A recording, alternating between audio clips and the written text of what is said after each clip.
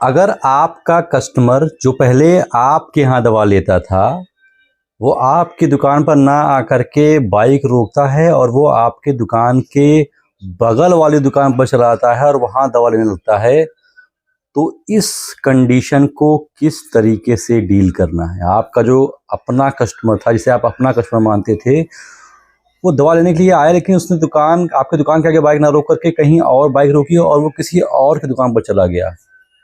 ये एक ऐसा दृश्य होता है जो हर एक मेडिकल स्टोर वाले, इवन हर एक दुकानदार को तगड़ा दर्द दे देता है। मेरा कस्टमर कहीं और कैसे चला गया? देखिए, सबसे पहली चीज़ तो ये है कि आपको करना क्या है। अगर कोई कस्टमर जो आपके यहाँ दवा लेने के लिए आता था, वो कहीं और चला गया है आस-पास, तो सबसे पहली चीज़ तो ये है कि आपको उसे किसी भी तरीके से बुलाने की कोशिश नहीं करनी है। अगर वो कस्टमर किसी और के काउंटर पर चला गया है, तो दुकानदारी का सबसे बड़ा एथिक्स होता है कि अगर वो किसी और के काउंटर पर है, भले ही वो आपका कितना बढ़िया कस्टमर था, लेकिन आपको उसे बुलाना नहीं कि भैया, अरे भैया आप मेरे यहाँ आते थे, आप भूल गए क्या? दुकनिया भूल गए क्या आप? अरे आप हमारे यहाँ आते थे भैया, आइए भैया। ये सारी बेवकूफ़ी नहीं करनी है, क्योंकि ये दुकानदारी का एथिक्स ही, कस्टमर अगर दूसरे काउंटर पर चला गया है, तो आप उसे उस समय नहीं बुला सकते हैं। दूसरी चीज़, अब ये समय आपको उसे बुलाने का नहीं, ज़बरदस्ती खींचने का नहीं, बल्कि मंथन करने का समय है। कस्टमर अगर भूल करके कहीं चला गया है, तो वो अलग चीज़ है, लेकिन अगर कस्टमर जानबूझकर आपकी दुकान से दवा लेता था और अगली बार किसी और के चला गया है, तो आपको सोचने की आवश्यकता है कि आखिर आपके अंदर कौन-सी कमियाँ हैं, जिसकी वजह से वो कस्टमर आपकी दुकान को छोड़ चुका है। सबसे पहली चीज़ आपको देखना है कि क्या आपने उस कस्टमर को सही दवा दी थी? क्योंकि कस्टमर हमेशा चाहता है कि जो दवा हमको मिले, वो दवा अच्छे से काम करे, उसका रिस्पॉन्स अच्छा रहे। तो अगर आपने किसी कस्टमर को दवा दी है, उसका रिस्पॉन्स भी अगर अच्छा नहीं आएगा, तो अगली बार से वो कस्टमर, चाहे आपका दोस्त ही क्यों ना हो, लेकिन आपके दुकान पर दवा लेना अवॉइड करेगा। तो आपको पहले देखनी है कि आपके दवाओं की गुणवत्ता क्या है, आपके दवाओं की क्वालिटी क्या है। अगर क्वालिटी डल हो रही है, तो आप अपने दवाओं के क्वालिटी पर काम कीजिए, क्योंकि अगर आपकी ख़राब क्वालिटी की वजह से ऐसे आपके एक-एक कस्टमर टूटते रहेंगे, तो ये अल्टीमेटली आपको बहुत तगड़ा डेंट दे जाएगा। तो अगर कस्टमर जा रहे हैं, तो पहले अपने क्वालिटी को एनालाइज़ कीजिए।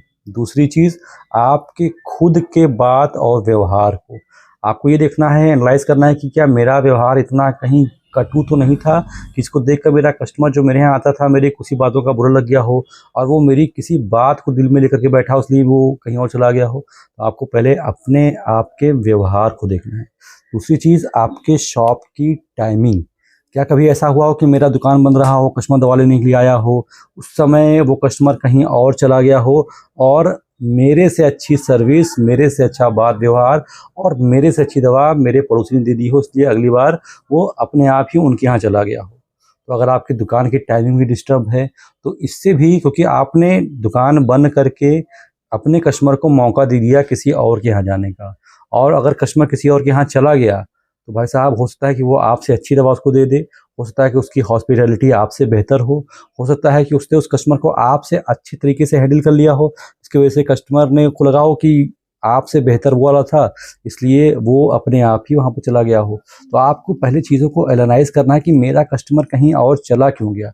अगर आपको ये तीनों चीज़ें सही लगती हैं, आपका व्यवहार भी अच्छा था, आपकी दवाइयाँ भी आपने अच्छी दी थी जो काम करने वाली थी, और आपका टाइमिंग भी ऐसा कोई डिस्टर्बेंस नहीं है, तो आप एकदम निश्चिंत हो जाइए, क्योंकि एक चीज़ और कही गई है मार्केट में कि कस्टमर किसी का नहीं होता है। आज आपका है, कल किसी और का था, और जो कस्टमर आपके पास आया है वो भी किसी और के यहाँ से ही आया है। तो इस बात की टेंशन ना लें कि कस्टमर कहीं और चला गया है, लेकिन चीज़ों को पहले ऑब्ज़र्व करें कि क्या मेरे अंदर कमियाँ हैं।